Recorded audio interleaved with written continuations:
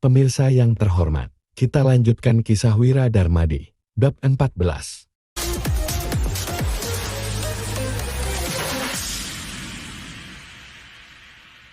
Bab 14. Dalam perjalanan pulang, Hasan menarik gerobak di depan, sedangkan Danu mengawal di belakang. Dodi dan Sony sedang berjalan sambil mengobrol, sementara Wira tidur di atas gerobak. Dia sudah tidak tahan begadang dari semalam. Dodi berkata dengan semangat, "Kak Sony, coba cerita sekali lagi gimana Kak Wira menjual gulanya." "Dodi, aku sudah cerita berkali-kali. Tenggorokanku sudah mau sakit." Sony pun menunduk dan bermain dengan bajunya. "Ya sudah kalau nggak mau cerita lagi. Tapi kelak, panggil aku Zabran. Itu nama yang diberi Kak Wira untukku," ujar Dodi dengan serius. Sony mengangkat lengan bajunya sambil berkata, "Zabran, kenapa kamu nggak ganti baju baru? Baju ini nyaman banget, loh." Setelah meninggalkan toko gula keluarga Suteja, Wira pun berbelanja banyak. Semua orang mendapatkan 2 set pakaian dan sepatu baru. Dodi melirik ke arah ayahnya yang sedang menarik gerobak. Baju baru harus disimpan sampai tahun baru, mana mungkin Dodi berani langsung memakainya seperti Sony. Jika tidak, ayahnya pasti bakal langsung mencambuknya hingga harus diseret pulang dengan gerobak. Hoam, Wira yang tidur di atas gerobak sudah bangun. Saat mengamati sekeliling yang tidak ada orang, dia pun membuka kotak uangnya. "Paman Hasan, berhenti dulu. Danu, Dodi, Sony, kemari, kalian masing-masing dapat 50.000 gabak." Paman Hasan dapat 60.000 gabak, soalnya kerjanya paling capek. "Kalian nggak keberatan, kan?" Enggak," jawab Sony dengan terbata-bata. Mereka tahu Wira pasti akan membagikan uang kepada mereka. Namun, mereka mengira Wira paling banyak juga hanya akan memberikan 5.000 gabak untuk mereka. "Alhasil, jangan, itu kebanyakan. Wira, kamu sudah belikan kami begitu banyak barang. Kami sudah puas, nggak perlu kasih uang lagi." Hasan menggeleng. Jika Danu dan Dodi masing-masing mendapatkan 50.000 gabak dan dirinya mendapat 60.000 gabak, totalnya sudah 160.000 gabak. Baik teknik menangkap ikan, teknik busur ikan maupun cara pembuatan gula putih, itu semua adalah teknik rahasia Wira. Jika dia mencari orang untuk bekerja untuknya, semua orang juga sudah akan berebutan kerja dengan gaji 30 gabak sehari. Jadi, bagaimana bisa mereka menerima begitu banyak uang dari Wira? "Benar, nggak boleh." Danu dan Dodi juga menyuarakan pendapat mereka. Mereka itu kerabat, hanya dengan ditraktir makan dan dibelikan baju sebagai imbalan saja sudah cukup. Sony juga bersuara, "Wira, aku cuman seorang gelandangan. Biasanya aku selalu kekurangan makanan, juga nggak punya baju ganti. Kemana-mana juga selalu dipandang rendah sama orang lain. Tapi selama 2 hari ini, aku sudah bisa makan enak. Sekarang, kamu juga belikan aku baju. Aku sudah puas kok, uangnya nggak perlu lagi." Bukannya mereka tidak mau menerimanya, tetapi tidak boleh menerimanya. Jika tidak, mereka akan merasa bersalah. Wira pun berkata sambil tersenyum, memangnya 50-60.000 gabak itu banyak. Danu, Dodi dan Sony langsung mengangguk. Namun, Hasan malah merenung. Setelah melihat reaksi mereka, Wira berkata, harga tanah seluas 600-700 meter persegi sudah butuh 5.000 gabak. Budi punya 20 hektar tanah, nilainya paling nggak 1,5 juta gabak. Itu masih belum termasuk bahan pangan dan uang tunai yang dia punya. Kalau mereka begitu kaya, uang ini termasuk apa? Keempat orang itu langsung terkejut dan mengangguk setelah mendengar ucapan Wira. 600.000 gabak memang terlihat banyak, tetapi sebenarnya masih tidak bisa dibandingkan dengan kekayaan Budi. Tapi, asalkan tetap berupaya keras, kita pasti bisa segera melampaui mereka. Wira berkata dengan senyum usil, kelak, kita bahkan bisa dapat 6 juta atau 60 juta gabak. 6 juta atau 60 juta gabak. Sony menggaruk kepalanya sambil termenung. Sony hanya tahu hitungan sampai ribuan, sedangkan puluh ribuan menandakan sangat banyak. Namun, dia tidak tahu spesifik jumlahnya. Danu dan Dodi hanya melongo. Sementara Hasan yang selalu bersikap tenang juga terlihat terkejut. "Aku kasih uang ini untuk kalian, bukan suruh kalian untuk sembarangan foya-foya." Wira memasukkan batang perak ke tangan mereka berempat, lalu berkata dengan serius, "Sony, Danu, Dodi, kalian sudah dewasa dan cukup umur untuk menikah. Pakai uang ini untuk bangun rumah, lalu carilah istri yang cantik dan baik. Kalau uangnya nggak cukup, nanti aku kasih lagi. Ingat, harus bangun rumah batu yang punya pekarangan. Nanti aku bantu desain rumahnya. Kalau kalian bangun gubuk jerami, nggak usah ikut aku lagi kelak." "Menikah, bangun rumah batu?" tanya Sony dengan terkejut. Kemudian, dia tiba-tiba menangis dan berlutut, "Wira, nyawaku ini sudah jadi milikmu. Kelak, kamu mau suruh aku bunuh orang juga boleh." Sony tidak pernah membayangkan bahwa dirinya bisa memakan nasi dengan lauk, minum alkohol, pakai baju bagus, bangun rumah batu dan menikah. Namun, impian yang terasa jauh ini sudah tercapai dengan hanya bekerja untuk Wira selama 2 hari. "Kami juga," seru Danu dan Dodi bersamaan. Meskipun Hasan tidak berbicara, dia mengangguk ringan sambil menatap uang perak di tangannya. Biasanya, penduduk desa sudah menikah di usia 13-14 tahun. Danu dan Dodi sudah mencapai usia itu. Mereka juga sudah pernah mencoba mencari pasangan, tetapi tidak ada gadis yang bersedia setelah mendengar keadaan keluarga mereka. Hasan juga ingin mendapatkan uang untuk membangun beberapa rumah agar kedua putranya bisa menikah. Namun, dalam beberapa tahun terakhir, Hasan sudah punya tambahan 3 orang anak. Kedua putra yang belajar bela diri darinya juga punya nafsu makan yang besar. Mereka sudah kerja keras selama beberapa tahun, tetapi uang yang terkumpul masih 3.000 gabak. Entah kapan mereka baru bisa mengumpulkan cukup banyak uang agar bisa menikah. Sekarang, kedua putranya sudah bisa langsung menikah dengan 160.000 gabak ini. Wira memapas Sony untuk berdiri, lalu berkata, "Buat apa bunuh orang? Pokoknya kita berusaha saja untuk kerja dan hasilkan uang supaya kehidupan kita bisa jadi makin baik." Keempat orang itu langsung mengangguk dengan yakin. Mereka sudah merasa cukup senang apabila bisa hidup berkecukupan. Danu, Dodi, Hasan menatap uang perak di tangan mereka dan berkata, "Sini, ayah bantu kalian simpan uangnya." Danu langsung tersenyum dan menyerahkan uang perak itu kepada ayahnya. Dodi juga menyerahkan uang perak itu dengan cemberut. "Ayah, panggil aku Zabran dong." Hasan mengangkat cambuk di tangannya, lalu Dodi pun buru-buru kabur. Melihat gerakan Dodi yang gesit, Wira pun bertanya, "Paman Hasan, Dodi bisa menghadapi sekaligus 9 orang di Pasar Timur.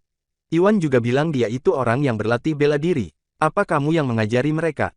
Sony juga penasaran. Hasan sudah pensiun militer selama 5 tahun, tetapi tidak pernah menunjukkan kemampuannya. Waktu para warga saling berebut air di musim kemarau, baik Hasan, Danu maupun Dodi juga tidak pernah main tangan meskipun dimaki orang. Setelah merenung sesaat, Hasan menjawab, "Itu keterampilan bela diri yang diajarkan panglima militer dulu." Wira bertanya dengan penasaran, "Kalau gitu, kamu bisa lawan berapa orang sekaligus?" Hasan menjawab, "Tergantung. Sekarang tubuhku sudah lemah, kalau dengan tangan kosong, aku bisa hadapi 10 orang biasa. Kalau lawanku punya senjata dan aku tangan kosong, sekitar 5-6 orang sudah bisa mengepungku. Kalau yang berlatih bela diri, 3 orang saja sudah bisa menangkapku. Makanya waktu di kota, sebisa mungkin jangan berkelahi. Orang-orang di sana punya senjata, bisa bahaya kalau dikepung." Wira memandang ke langit, lalu berkata, "Ayo jalannya cepat dikit. Kita harus sampai rumah sebelum gelap. Kalau enggak, Budi pasti datang tagih utang. Aku takut dia bertindak sembarangan ke Wulan kalau tahu dia sendirian di rumah." Buk, buk, buk. Ada 4 orang bawahan Budi yang menendang pintu rumah Wira. Budi berteriak, "Wira, buka pintunya, sudah saatnya kamu bayar utang. Jangan sembunyi lagi, cepat keluar dan jadilah budakku. Selain itu, suruh istrimu mandi yang bersih. Hari ini, aku mau menidurinya." Wulan sudah menggunakan sebatang kayu untuk menahan gerbang rumah mereka. "Mau jual ikan untuk bayar utang?" Budi tersenyum mengejek, lalu melanjutkan, "Mana mungkin segampang itu bisa mendapatkan 40.000 gabak. Jangan menipuku lagi, cepat buka pintu dan bayar utangnya. Kalau enggak, aku dobrak ya." Buk, buk, buk. Keempat bawahan itu mulai mendobrak. Bab 15. Namun, pintunya tetap tidak terbuka setelah didobrak. Budi melambaikan tangannya sambil berkata, "Jangan dobrak lagi, sudah ditahan dari dalam. Panjat dinding saja." Keempat bawahan itu pun berhenti mendobrak. Kemudian, mereka mulai bertumpu pada satu sama lain untuk memanjat dinding rumah Wira. Setelah melompat masuk, bawahan itu pun membukakan pintu dari dalam agar Budi bisa masuk. Setelah melihat Budi masuk ke rumahnya, Wulan langsung berlari ke ruang utama dengan panik. Budi melangkah dengan santai sambil berkata, "Cantik, suamimu sudah kabur, tapi kamu masih begitu setia padanya. Bukannya lebih baik hidup bersamaku yang penyayang?"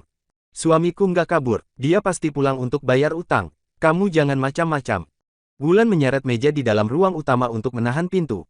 "Apa bagusnya si pemboros itu hingga kamu begitu setia padanya?" Budi memberi isyarat pada bawahannya, lalu 2 bawahannya langsung mendobrak pintu. Saat pintu didobrak, Wulan yang sedang menahan meja juga terempas ke lantai. "Pakai tenaga," seru Budi sambil tersenyum licik. Setelah didobrak beberapa kali, pintu itu pun terbuka. Budi mendekati Wulan dengan ekspresi mesum sambil berkata, "Cantik, berhubung si pemboros itu nggak ada di rumah, kita bisa langsung masuk kamar. Menurut surat perjanjian, kamu itu sudah jadi milikku." Wulan buru-buru bangkit dan berlari ke dalam kamar. "Cantik, jangan buru-buru dong. Baru dibilang sudah langsung masuk kamar." Budi tersenyum licik, lalu membuka tirai menuju kamar tidur. Shoot, sebuah gunting tiba-tiba melesat ke arah Budi. Dia langsung ketakutan dan buru-buru mundur. Baru saja dia mundur beberapa langkah, sebilah pisau dapur menebas ke arahnya lagi. Wulan menyerbu keluar dari kamar dengan memegang sebuah gunting dan sebilah pisau dapur. Dia tidak akan membiarkan siapapun menyentuhnya selain suaminya. Meskipun harus mati, dia juga tidak akan tunduk pada si tua bangka ini. Cepat tahan dia. Selesai memberi perintah, Budi buru-buru kabur keluar.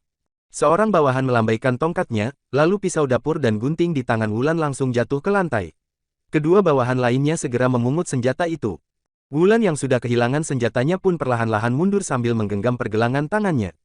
Budi menyeka keringat dinginnya dengan kesal. Tadi, dia hanya menggoda Wulan. Sebenarnya, ada tokoh besar yang sudah menginginkan Wulan. Jadi, Budi juga tidak bisa menodainya. Namun, Budi sudah murka begitu mengalami peristiwa mengerikan seperti tadi. Dia pun kehilangan akal sehatnya dan berteriak, "Tahan dia!" 4 bawahan Budi langsung mengepung Wulan. "Aku lebih rela mati daripada dilecehkanmu." Wulan menguatkan niatnya, lalu membenturkan kepalanya ke dinding. Tiba-tiba, belasan warga dusun menyerbu masuk dengan memegang tongkat kayu. Mereka semua adalah warga dusun Darmadi. Ada orang yang berteriak, "Budi, kamu mau apa? Berhenti sekarang juga, kalau enggak, kami enggak bakal sungkan lagi." Wulan pun menghentikan tindakannya. Dia mengenal orang-orang ini. Herman dan Hamid adalah adik paman Hasan. Sementara Sofyan, Said dan Surya adalah kakak-kakak Sony. Sisanya adalah kerabat Wira yang lainnya. Budi melirik para warga dusun itu, lalu mengikat kembali ikat pinggangnya dan mengeluarkan surat pinjaman. "Aku datang buat tagih utang. Buat apa kalian kemari? Awas aku jebloskan kalian ke penjara pengadilan daerah." Setelah mendengar ucapan Budi, ekspresi beberapa warga dusun langsung berubah drastis. Rakyat biasa paling takut pada pemerintah. Bagi mereka, yang paling bagus adalah tidak perlu berhubungan dengan orang-orang pemerintah. Namun, kepala desa adalah penghubung warga desa dengan pemerintah. Begitu ada warga desa yang tidak bisa membayar pajak, Budi akan langsung menyuruh orang menjebloskan mereka ke penjara pengadilan daerah. "Budi, memangnya kamu kira kamu itu pemimpin kabupaten? Seenaknya saja mau tangkap orang." Herman memaksakan diri untuk berkata dengan berani, "Memang benar Wira berutang padamu. Tapi kakakku sudah pergi menemani Wira menjual ikan. Kalau mereka pulang, utangnya sudah bisa dibayar." Semalam, Hasan menemui Herman dan menyuruhnya untuk lebih memperhatikan rumah Wira karena takut Budi datang berbuat onar. Hasan juga bilang kalau Wira adalah orang baik. "Benar," sahut Surya. "Semalam, Sony membawa pulang 2 ekor ikan. Sebelum pergi ke ibu kota provinsi tadi pagi, dia juga mengingatkan Surya untuk mencegah orang yang datang menagih utang ke rumah Wira untuk berbuat onar. Dengan begitu, mereka pasti bisa terus makan ikan ke depannya. Beraninya kalian membantahku. Awas aku naikkan pajak kalian di musim panen tahun depan," ujar Budi dengan kesal. Biasanya, pajak panen yang harus dibayar penduduk desa ditentukan oleh kepala desa. Pajak itu dibayar dalam bentuk memberikan sebagian hasil panen mereka. Kepala desa akan membayar jumlah yang ditentukan kepada pemerintah, lalu menyimpan kelebihannya sendiri atau dibagi-bagikan kepada pejabat kecil lainnya. Jadi, ancaman ini sangat berguna bagi warga desa. "Naikkan pajak, dasar bajingan nggak manusiawi. Asal sudah waktunya bayar pajak panen, kamu selalu hanya mengambil sedikit hasil panen warga dusun Silali, tapi malah mengambil banyak hasil panen dusun Darmadi. Kalau kamu berani naikkan pajaknya tinggi-tinggi, kami nggak bakal bayar pajak. Kami bakal lapor ke pemimpin kabupaten." Warga desa sudah sepenuhnya marah. Budi mengerutkan keningnya, dia hanya mengatakan hal itu untuk menakut-nakuti mereka, tetapi mereka malah percaya. "Sudahlah, ribut apa sih?" Tiba-tiba, Agus berjalan mendekat dan menegur warga desa, "Nggak mau bayar pajak. Kalian mau memberontak, ya? Menurut kalian, pemimpin kabupaten bakal percaya omongan kalian atau omongan Pak Budi yang bantu dia terima hasil panen?" Para warga menunduk. Amarah dalam hati mereka sudah berkurang begitu mendengar ucapan Agus. Herman berkata lagi dengan berani, "Tapi kami juga nggak bisa pergi sekarang. Kakakku dan Wira sedang pergi jual ikan. Asal mereka pulang, utangnya sudah bisa dibayar. Apa kamu nggak bisa hitung? Kamu nggak tahu berapa banyak ikan yang harus dijual untuk mendapatkan 40.000 gabak?" Agus menatap Herman, lalu berkata dengan meremehkan, "Harga ikan kecil cuman 10 gabak per setengah kilo, sedangkan ikan besar cuman 16 gabak per setengah kilo. Dari ikan yang didapatkan Wira kemarin, ikan besar paling cuman ada 100 kilo, sedangkan ikan kecil cuman 50 kilo. Jadi, dia paling banyak juga cuman bisa hasilkan 14.000 gabak. Belum lagi harus bayar pajak ke pemerintah 10% dan ke bos ikan 20%. Uang yang tersisa nggak bakal sampai 10.000 gabak. Itu masih belum sampai seperempat utangnya." Wajah Herman langsung memucat. Kalau uang yang didapatkan Wira belum mencapai 10.000 gabak, Wira tidak mungkin bisa membayar utang 40.000 gabak. Wulan pun berkata, "Meskipun uang penjualan ikan nggak cukup, aku sudah berikan sebuah gelang giok yang harganya 20.000 gabak untuk digadaikan. Kalau dia pinjam uang sama kakakku lagi, kita sudah punya cukup uang untuk bayar utang." Warga desa mengangguk. Saat pernikahan mereka, ada juga keluarga Wulan yang datang. Mereka memakai baju sutra yang bagus serta menaiki kereta kuda yang cantik dan besar. Agus berkata sambil mengelus-elus janggutnya, apa kalian tahu aturan penggadaian? Giok cuman bisa digadaikan setengah harga. Jadi, giok seharga 20.000 gabak juga cuman bisa digadaikan seharga 10.000 gabak. Keluargamu memang kaya, tapi nggak ada gunanya Wira pergi. Keluarga Linardi toh mau kamu kembali, mana mungkin mereka melewatkan kesempatan ini. Setelah mendengar ucapan Agus, Wulan langsung terduduk ke lantai. Situasinya mungkin memang seperti apa yang dikatakan Agus. Kakak Wulan pasti memilih menghabiskan lebih banyak uang untuk menebusnya kembali daripada meminjamkan uang pada Wira untuk membayar utang. Setelah melihat situasi Wulan, para penduduk desa pun merasa kasihan terhadapnya. Jika Wira tidak bisa membayar utang, sepasang suami istri ini harus menjadi budak budi. Bubarlah, Wira nggak mungkin bisa bayar utang. Rumah ini bakal segera jadi milik Pak Budi. Mana sopan kalian datang dengan membawa tongkat kayu. Agus mengibaskan tangannya untuk mengusir warga desa. Kemudian, dia tersenyum dan mengangguk pada Budi. Sebagai penguasa tertinggi Dusun Darmadi, dia harus memiliki hubungan yang baik dengan kepala desa. Dengan begitu, pajak panen yang mereka serahkan bisa menjadi lebih sedikit. Saat pejabat kecil punya masalah, penguasa tertinggi dusun akan menolong mereka bahkan bila harus menggertak orang dusunnya. Lagi pula, Agus juga merasa tidak senang terhadap Wira gara-gara insiden ikan kemarin. Kepala dusun kalian juga sudah bilang kalau Wira nggak mungkin bisa bayar utang. Cepat pergi, teriak Budi pada warga dusun. Dengan bantuan Agus, Budi pun menjadi sombong kembali. Yang harus pergi itu kamu. Wira masuk ke dalam rumahnya dengan murka. Bab 16. Menurut aturan kerajaan Nuala, batas terakhir membayar utang itu di tengah malam. Apa yang sudah dilakukan Budi? Wira memang tidak melihat apa yang sudah terjadi. Namun, saat melihat pintu aula utama yang roboh, Wulan yang berlinang air mata, tangannya yang bengkak dan memar, pisau dan gunting yang ada di tangan anak buah Budi serta para kerabat yang memegang tongkat kayu, Wira langsung mengerti apa yang terjadi. Suamiku, saat semua anak buah Budi sedang lengah, Wulan mengambil kesempatan untuk berlari keluar dari aula utama. Dia langsung melemparkan diri ke dalam pelukan Wira dan menangis terseduh-seduh. Jangan takut, aku sudah pulang. Wira mengelus rambut panjang Wulan sambil menghiburnya. Kemudian, dia mengangkat tangan Wulan yang bengkak dan memar sambil bertanya, masih sakit? Nggak sakit lagi. Meskipun Wulan masih merasa tangannya sangat sakit, dia tetap memaksakan seulas senyum. Saat melihat semua warga desa yang menatap mereka, Wulan buru-buru bersembunyi di belakang Wira sambil tersipu. Wulan merasa sangat malu karena sudah memeluk suaminya dan bertukar kata-kata manis di hadapan semua orang. Semua orang tidak keberatan akan hal itu. Mereka sedang melihat jubah sutra yang dipakai Wira serta pakaian baru Danu dan Sony. Di pedesaan, orang-orang memakai pakaian sederhana yang terbuat dari katun. Namun, mereka bertiga malah memakai pakaian mewah dari sutra. Jadi, semua orang pun menatap mereka dengan bingung. Budi berkata dengan merendahkan, bisa-bisanya kamu pakai pakaian bagus dan bermesra-mesraan di hadapanku.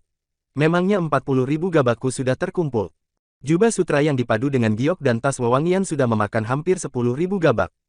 Bahkan Budi yang mempunyai kekayaan sebesar 2 juta gabak juga keberatan membeli pakaian yang begitu bagus. Hanya orang-orang kaya di ibu kota provinsi yang rela menghabiskan uang untuk penampilan mereka. Agus hanya menonton seluruh kejadiannya dengan acuh tak acuh. Setelah melihat ketiga orang yang berpakaian mewah itu, dia juga tidak lagi mempersulit warga. Herman pun maju dan berkata, Wira, kami semua bisa pinjamkan 20.000 gabak. Asal kamu punya 20.000 gabak sisanya, utang ini pasti bisa dibayar lunas. Semalam, Hasan sudah berpesan padanya untuk mengumpulkan uang dari orang yang bersedia membantu. Jadi, Wira bisa menggunakannya apabila uang penjualan ikan tidak cukup. Makasih atas niat baik semuanya. Setelah mengucapkan terima kasih, Wira menatap Budi dan mendengus. Aku punya uangnya, gimana dengan surat perjanjian dan taruhan kita? Serahkan uang. Sebelum Budi sempat menyelesaikan kata-katanya, Wira melemparkan 4 batang uang perak ke kaki Budi. Sebatang uang perak nilainya 10.000 gabak. 4 batang uang perak sudah cukup untuk membayar utang 40.000 gabak Wira. Setelah melihatnya, Wulan pun menangis. Suamiku benar-benar bisa menghasilkan 40.000 gabak untuk bayar utang. Para warga dusun juga menghela napas lega. Jika ada kerabat mereka yang menjadi budak orang, mereka juga akan ditertawakan orang. Agus berkata dengan terkejut, Wira, penjualan ikanmu nggak mungkin bisa menghasilkan 40.000 gabak. Keluarga Wulan juga nggak mungkin bersedia pinjamin uang untukmu. Dari mana kamu dapatkan uang ini? Wira menjawab dengan dingin, apa hubungannya sama kamu? Saat di depan pintu tadi, Wira sudah mendengar semuanya. Agus bukan hanya tidak membantu, tetapi malah mempersulit warga. Agus pun langsung malu setelah mendengar jawaban Wira. Ini bukan uang perak, semuanya terbuat dari timah. Ini uang palsu. Budi memungut sebatang uang perak, lalu menunjukkannya pada Agus. Pak Agus, benar, kan? Palsu. Agus melirik uang perak itu tanpa memegangnya. Aku jarang pakai uang perak. Jadi, nggak bisa bedain itu asli apa palsu. Pak Budi lihat saja sendiri. Uang perak itu sebenarnya asli. Agus sudah tahu rencana Budi, tetapi tidak mau ikut terlibat. Jika Agus membela Wira, dia akan menyinggung Budi. Jika Agus membantu Budi memfitnah Wira, para warga dusun akan memakinya apabila hal ini terbongkar. Setelah mendengar kata-kata Budi, warga dusun juga terkejut. Di desa, jarang ada transaksi jual-beli. Para warga desa biasanya hanya menggunakan koin perunggu. Jadi, mereka juga tidak pernah melihat uang perak. Danu dan Sony pun murka. Apa Budi sudah buta? Dia bahkan tidak bisa membedakan uang perak yang asli dan palsu. Wulan pun berkata dengan cerdik, "Hei, jangan memfitnah. Kamu tahu jelas uang perak itu asli apa palsu. Kamu cuma mau menipu kami biar bisa merebut semua yang dimiliki Wira. Kami nggak bakal tertipu. Cepat keluarkan surat perjanjian dan surat taruhannya. Kalau enggak, kami bakal tuntut kamu ke pengadilan daerah." Para warga dusun pun tersadar. Pantas saja meskipun sudah mengumpulkan cukup uang, ada banyak orang yang tetap tidak bisa mendapatkan kembali tanah mereka dari rentenir. Ternyata meskipun seseorang memiliki uang, para rentenir juga tidak mau menerimanya agar dia melanggar perjanjian. Dengan begitu, para rentenir sudah bisa menyita tanahnya. Danu dan Sony sangat marah hingga ingin turun tangan untuk memukul Budi. Tidak ada yang tahu demi mengumpulkan 40.000 gabak ini, mereka sudah bekerja sangat keras dari kemarin hingga hari ini. Saat mereka sudah mengumpulkan cukup uang untuk membayar utang, Budi malah menggunakan cara licik seperti ini. Uang perak ini palsu. Kalau nggak percaya, ayo kita ke pengadilan daerah. Suruh saja pemimpin kabupaten yang menilainya. Budi sama sekali tidak takut. Hari sudah hampir gelap, mereka juga hanya bisa pergi ke pengadilan daerah besok pagi. Dengan begitu, Wira akan termasuk melanggar perjanjian. Kamu, Wulan sangat marah hingga tidak bisa berkata-kata. Dalam menghadapi penipu seperti ini, Wira juga hanya bisa menahan amarahnya.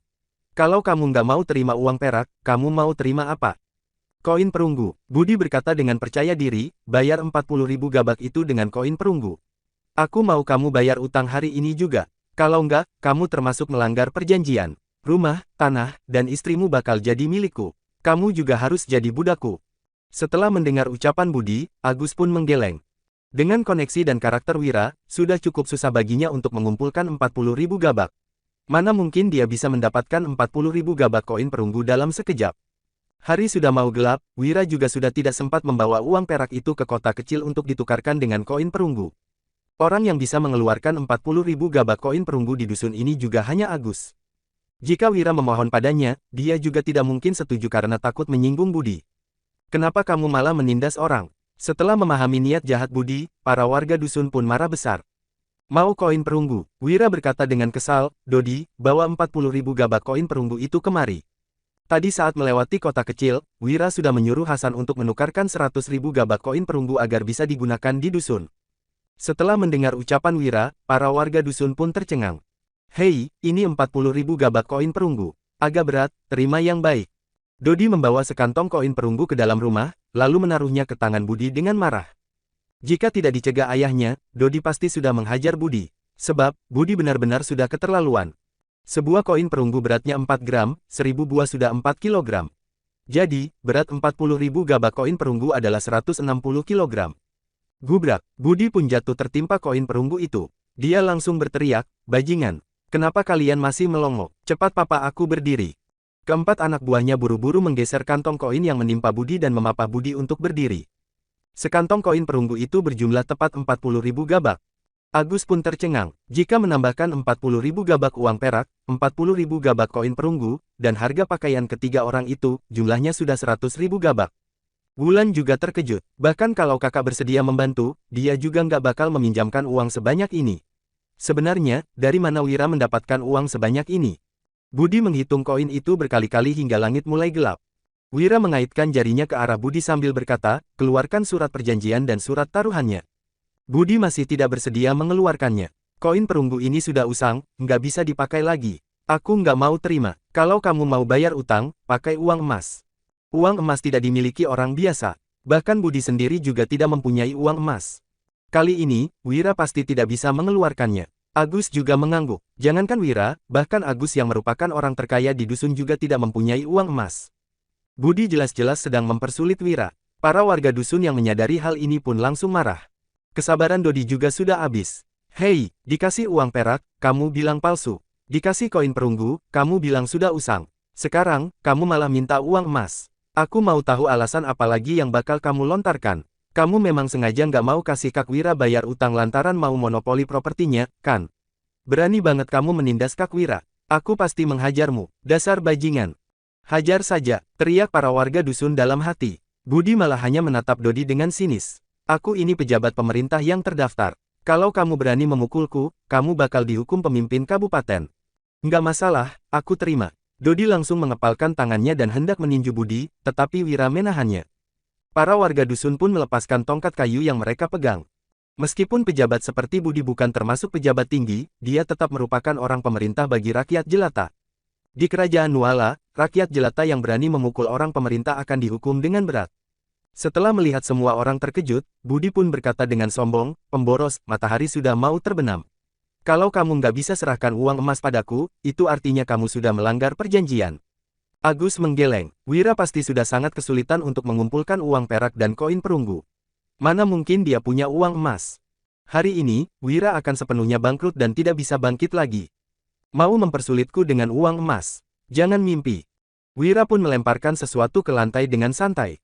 Saat melihat barang di atas lantai, para warga dusun dan Agus langsung membelalak. Aku memang mau mempersulitmu. Kalau kamu nggak bisa kasih aku uang emas, tanah dan rumahmu akan menjadi milikku. Termasuk istri cantikmu itu. Salah seorang anak buah Budi berkata, "Tuh, Tuan, coba lihat itu."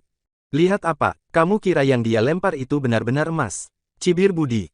Dia melirik ke lantai, lalu langsung membelalak. Setelah membungkuk untuk melihat jelas, ekspresinya berubah menjadi sangat suram. Bab 17. Cahaya matahari terbenam menyinari uang emas itu hingga terlihat sangat berkilau. Budi memungut uang emas itu, lalu menggosoknya ke baju sebelum menggigitnya. Kemudian, ekspresinya pun bertambah muram. "Dari mana kamu mendapatkannya?" Sebatang uang emas sudah bernilai 100.000 gabak. Ditambah dengan uang perak dan koin perunggu, totalnya sudah 180.000 gabak. Kenapa Wira bisa punya begitu banyak uang? Kamu nggak perlu tahu. Wira langsung menjawab dengan ketus, "Aku cuman mau tanya, itu emas apa bukan?" Para warga dusun juga menatap Budi. Wira sudah memberikan semua yang Budi minta, mereka mau tahu bagaimana rentenir ini mau mencari alasan lagi. "Emas ini agak keras, pasti sudah dicampur dengan perunggu. Aku cuman terima emas murni." Budi mengabaikan bekas gigitannya di batang emas, lalu mencari alasan lain untuk menolak. "Dicampur perunggu. Hei, memangnya gigimu begitu kuat sampai bisa meninggalkan bekas gigitan di perunggu? Kenapa kamu begitu nggak tahu malu?" Amarah semua warga dusun sudah terpancing. Danu dan Sony juga mengepalkan tangan mereka. Budi sudah keterlaluan. "Dasar nggak manusiawi. Meski harus masuk penjara, aku juga harus menghajarmu." Amarah Dodi pun meledak. Dia hendak bertindak, tetapi malah dicegah Wira. Agus juga mengerutkan keningnya. Kali ini Budi memang sudah keterlaluan. Wulan juga kebingungan. Dia sudah tidak tahu harus berbuat apa. "Budi, hari ini kamu memang sudah memutuskan untuk mempersulitku, ya?" Wira menatapnya tanpa ekspresi. Tatapannya terlihat sangat tajam dan mengerikan. "Benar." Budi tersenyum sinis sambil berkata, "Asalkan aku nggak setuju, kamu nggak bakal bisa bayar utang. Kalau kamu nggak terima, kita boleh pergi ke pengadilan daerah. Tapi hari ini, kita sudah nggak bisa pergi ke sana. Besok, kamu sudah jadi budakku. Kamu punya hak apa lagi untuk menuntutku?" Wira mengerutkan keningnya. "Jadi, kamu mau bertindak seenaknya?" Budi berkata dengan mendominasi, "Benar. Memangnya kamu bisa apa? Aku punya anak buah dan kedudukan, sedangkan kamu cuman pemboros yang... Ah, nggak mau selesaikan baik-baik." Oke, Wira sudah tidak bisa menahan tindakan Budi yang keterlaluan. Dia pun langsung meninju wajah Budi. Budi terpental ke lantai, sudut bibirnya juga berdarah. Dia merasa takut, tetapi juga marah. "Kak, kamu berani memukulku?" Sebagai kepala desa dari desa Pimola, bahkan pemimpin dusun juga harus bersikap hormat terhadapnya. Para warga desa juga langsung ketakutan saat melihatnya. Jadi, belum ada yang pernah memukulnya. Apalagi, Budi juga datang bersama 4 anak buahnya. Ini juga merupakan alasan kenapa dia berani bersikap seenaknya. Bagaimanapun juga, Budi memiliki banyak anak buah dan juga mengerti jelas tentang sistem pengadilan daerah. Para warga dusun juga tercengang. Tidak ada yang menyangka Wira berani memukul Budi. Agus langsung bersyukur dia tidak lanjut membela Budi setelah Wira kembali. "Memangnya kamu pikir kamu itu hebat? Kamu cuman seorang pejabat kecil yang nggak ada apa-apanya. Tapi, kamu malah berani menindas warga desa. Warga desa memang nggak berani memukulmu, tapi aku berani. Kalau kamu punya nyali, silakan tuntut aku ke pengadilan daerah. Aku mau tahu pihak pengadilan lebih percaya sama kamu atau aku yang merupakan seorang pelajar." Aku nggak percaya kamu bisa memenangkan hati pemimpin kabupaten. Wira langsung memaki dan menendang Budi yang tersungkur di lantai. Dia benar-benar tidak menyangka pejabat kecil di era ini begitu arogan. Berhubung pemilik tubuh sebelumnya sangat boros dan berkarakter buruk, Budi mengira tidak akan ada yang membantunya. Jadi, Budi pun ingin mencelakainya. Sayangnya, Budi sudah salah. Wira sudah melewati dimensi dan datang ke tempat ini. Dia tidak akan membiarkan dirinya ditindas. Ah, beraninya kamu memukulku. Kamu memang sudah bosan hidup. Cepat hajar dia, teriak Budi. Keempat anak buah Budi hendak menyerang Wira, tetapi Dodi langsung menjatuhkan mereka sendirian. Dia berlatih bela diri. Budi langsung ketakutan. Selama ini, Budi berani bersikap begitu arogan karena mempunyai status sebagai kepala desa dan mempunyai anak buah. Sekarang, Dodi malah bisa dengan mudahnya mengalahkan keempat anak buahnya yang jago berkelahi. Sementara Wira juga tidak takut pada statusnya sebagai kepala desa. Gawat, Wira terus menendangnya tanpa ampun. Ah! Bab 18. Seluruh badan Budi terasa sakit. Dia meringkuk sambil menutup kepalanya dan memohon, "Pak Agus, kamu bakal biarkan aku dipukul begitu saja? Tunggu saja waktu musim panen nanti." Setelah memikirkan hal penting itu, Agus buru-buru menasihati Wira, "Wira, ayo kita bicara baik-baik. Jangan. Diam, kenapa tadi kamu nggak nasihati dia untuk bicara baik-baik sama aku?" Wira bahkan tidak menoleh dan lanjut menendang Budi. Agus pun terdiam. Dia hanya bisa menatap Wulan, lalu berkata, "Bujuklah suamimu. Kalau orangnya mati, masalahnya bisa jadi besar." Wulan hanya cemberut tanpa berkata apa-apa. Dia membatin, "Suamiku nggak bodoh. Dia nggak bakal bunuh si tua bangka itu." Dari tadi, Wulan sudah memperhatikan Wira. Selain tinju pertama yang dilayangkan ke wajah Budi, Wira hanya menendang kaki, pantat, punggung, dan tempat-tempat tidak berbahaya lainnya. Jadi, Budi tidak akan mati. Melihat Wulan yang tetap diam, Agus menatap ke arah Danu, Dodi, dan Sony. Namun, mereka juga tidak memedulikan Agus. Agus memandang para warga dusun lagi. Para warga dusun malah terlihat bersemangat dan ingin ikut menendang Budi. Para warga desa selalu ditindas Budi, dari pemerasan pajak panen dan pajak-pajak lainnya hingga kerja rodi serta kontribusi lainnya. Jadi, mereka memang sudah dendam pada Budi. Hanya saja, mereka tidak berani melakukan apa-apa. Buk, buk, buk. Setelah menendangnya sampai capek, Wira pun mencari tongkat kayu dan lanjut memukul Budi. "Tuan Wira, aku sudah salah. Aku nggak seharusnya berpikiran untuk merebut propertimu. Aku terima pembayaran utangmu. Lepaskanlah aku sudah nggak tahan." Saat melihat Wira tidak bermaksud untuk berhenti, Budi pun akhirnya memohon. Setelah mendengar ucapan Budi, Wira baru membuang tongkat kayunya. Budi pun menarik napas lega. Dia diam-diam berkata dalam hati, "Akhirnya berhenti juga. Nanti aku baru balas dendam lagi." Plak, plak, Wira menamparkan wajah Budi. "Katakan padaku, apa uang perak, koin perunggu, dan uang emasnya itu uang palsu?" "Enggak, itu semua uang asli. Aku sengaja berbohong supaya bisa merebut propertimu." Saat melihat tatapan tajam Wira, niat Budi untuk balas dendam pun sirna. Plak, plak, Wira menamparnya lagi. "Sekarang, aku sudah bisa bayar utangnya." "Bisa." Budi buru-buru mengangguk. Plak, plak, Wira menamparkan sambil bertanya, "Jadi, kamu mau uang emas, uang perak, apa koin perunggu?" "Uang perak," jawab Budi dengan gemetar. "Uang emas kebanyakan, sebatang uang emas sudah melewati 40.000 gabak. Sementara koin perunggu terlalu berat." Plak, plak, Wira menamparnya lagi. "Sekarang, suka-suka aku mau bayar pakai apa, yang penting pakai uang. Keluarkan surat pinjaman dan surat taruhan itu. Hitung sendiri koin perunggunya sampai 30.000 gabak, lalu pergi." Budi berkata dengan memelas, "Kami sudah kamu pukuli hingga babak belur, mana bisa kami angkat begitu banyak koin perunggu lagi. Koin perunggu sebanyak 30.000 gabak beratnya sudah 120 kilogram."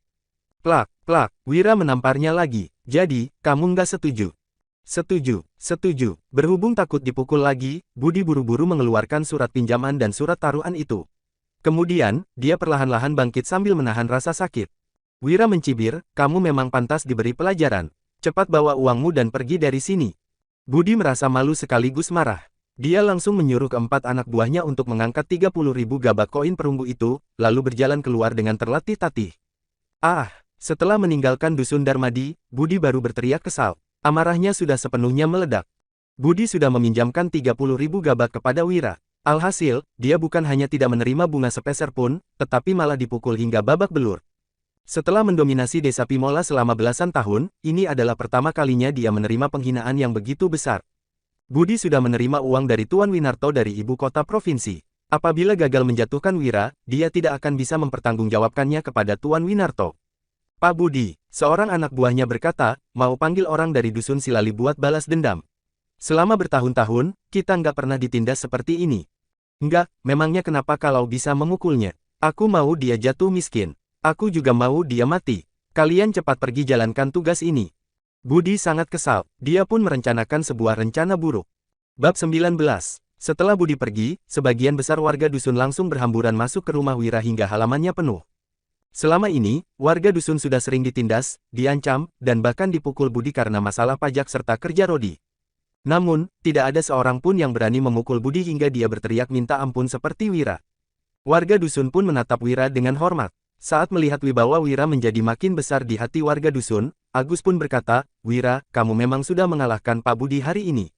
Tapi, apa kamu pernah mikir? Dia itu orang pemerintah, memangnya dia bakal mengampunimu?" Semua warga dusun pun terlihat takut. Jangankan memukul orang pemerintah seperti Budi, orang yang tidak membayar pajak saja sudah bisa dijebloskan ke penjara pengadilan daerah atau dipaksa kerja rodi. Setelah diperlakukan begini oleh Wira, Budi tidak mungkin mengampuninya. "Kalian nggak perlu khawatir." Wira menyuruh Dodi mengambilkannya sebuah bangku. Kemudian, dia berdiri di atasnya dan berbicara sambil menatap ke sekeliling, "Pak Budi itu cuman kepala desa yang berkuasa di desa. Tapi, apa kalian tahu tingkatannya di kabupaten?" Para warga dusun menggeleng. Wira menjelaskan, ada seorang patih di pengadilan daerah, sedangkan di kabupaten besar, ada wakil patih. Di kabupaten kecil kita ini cuman ada pejabat sipil dan jenderal militer. Mereka semua adalah pejabat besar, tapi sisanya adalah pejabat kecil. Sebenarnya, kepala desa bahkan nggak termasuk pejabat kecil. Mereka nggak punya status apapun di pengadilan daerah. Lagian, mereka juga belum tentu pernah ketemu sama patih seumur hidup mereka.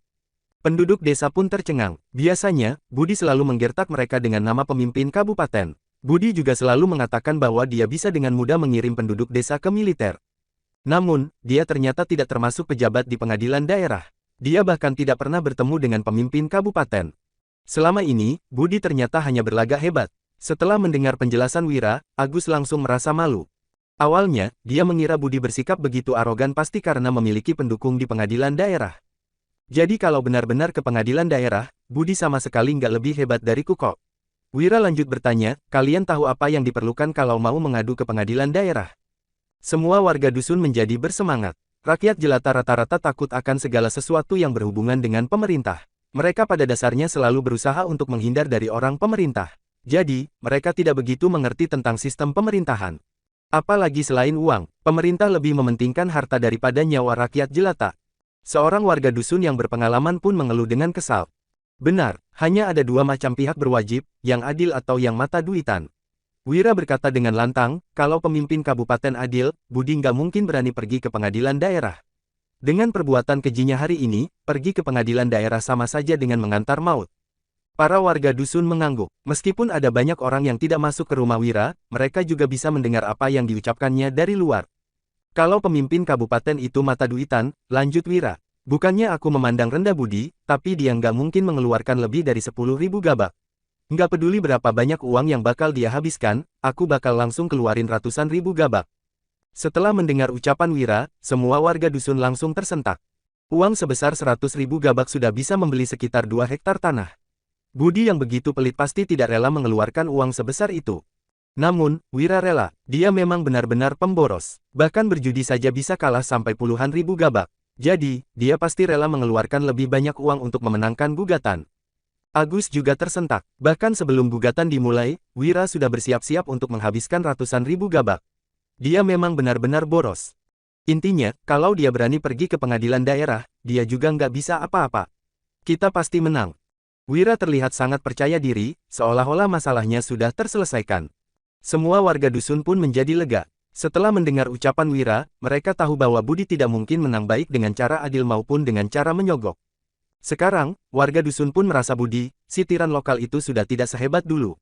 Agus mengerutkan keningnya dan berkata dalam hati, sejak kapan bocah ini jadi begitu hebat? Baru bicara beberapa patah kata saja sudah bisa membodohi semua orang.